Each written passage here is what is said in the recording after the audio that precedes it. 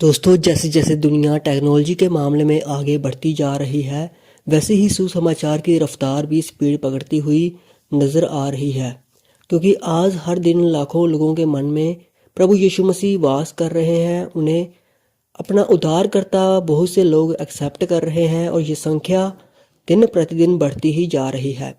क्योंकि दोस्तों, अभी हाल ही में साउथ कोरिया की एक राजधानी जो सियोल है, वहाँ से एक बहुत बड़ी खबर हमारे सामने आई है, जिसमें वहाँ पर वर्ल्ड एवेंजलिकल अलायंस यानी कि WEA के 5,000 से ज़्यादा क्रिश्चियन लीडर इकट्ठा हुए, जो दुनिया के अलग अलग देशों से यानी कि 161 देशों से आए हुए थे।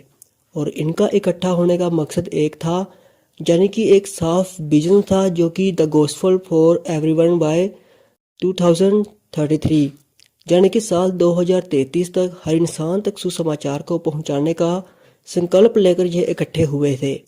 और दोस्तों, 161 देशों के झंडे एक साथ वहां पर लहराए गए, जो कि एक ही संदेश दे रहे थे, एकता, प्रेम और परमेश्वर के प्रकाश को फैलाने का।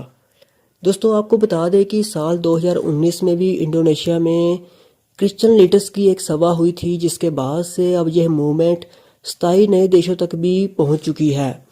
और हालिया रिसर्च बताती है कि दुनिया के लगभग 70% एवेंजलिकल्स अब अफ्रीका, एशिया और लैटिन अमेरिका में प्रभु का सुसमाचार फैला रहे हैं।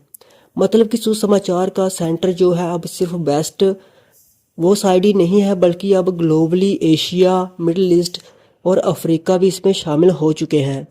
और दोस्तों, ये सिर्फ कोई आम मीटिंग नहीं थी, बल्कि ये एक स्पिरिचुअल स्ट्रैटेजी थी, जो कि भाषा, कल्चर और अलग अलग समुदायों में रहकर भी एक ही विश्वास को दर्शाती है। लेकिन दोस्तों, अब सवाल ये है कि इस विजन को पूरा करने के लिए साल 2033 ही क्यों चुना गया। तो आपको बता दें कि इन लीडर्स का मानना है कि वे साल प्रभु यीशु मसीह के क्रूस पर चढ़ाए जाने और पुनरुत्थान के 2000 साल पूरे होने का एक प्रतीक वर्ष होगा। इसलिए इसका लक्ष्य 2033 रखा गया है कि उस समय तक हर नेशन, हर ट्राइब, हर एक कान तक गुड न्यूज़ पहुंच जाए।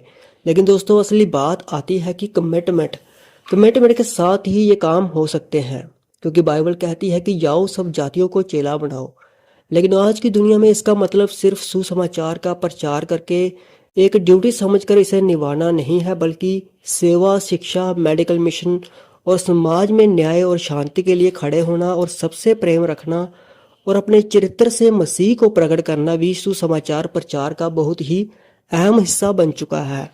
और दोस्तों, एक और बड़ी बात सामने आई है, जिसमें WEA ने यूनिटी इन डाइवर्सिटी पर जोर दिया, यानी कि अलग अलग चर्च, अलग अलग डिनोमिनेशन, लेकिन सबका परमेश्वर, सबका बाप एक ही है, जिसका नाम है यीशु मसीह। क्योंकि आज जहाँ दुनिया में विभाजन की राजनीति चल रही है, धर्म के नाम पर लोगों को बांटा जा रहा है, वहाँ पर यह संदेश बहुत मायने रखता है।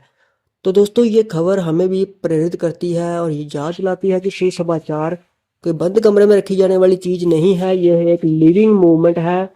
और अगर दुनिया भर के 5,000 क्रिश्चियन लीडर एक विजन लेकर एकजुट हो सकते हैं, तो हम अपने शहर, अपने गांव, अपने चर्च, अपने परिवार में क्यों नहीं। और वीडियो के अंत में मैं बस इतना ही कहना चाहूँगा कि 2033 का ये विजन सिर्फ WEA का नहीं, ये हर एक मसीह विश्वासी का विजन होना चाहिए। और सवाल यह नहीं है कि 2033 तक सारी दुनिया के लोगों तक ये सुसमाचार पहुँचेगा या नहीं, बल्कि सवाल यह है कि उसमें आपका और मेरा योगदान कितना होगा। इसलिए आइए हम सब मिलकर फिजिकली और डिजिटली प्लेटफॉर्म के माध्यम से सारी दुनिया में प्रभु यीशु मसीह के सुसमाचार को फैलाएं।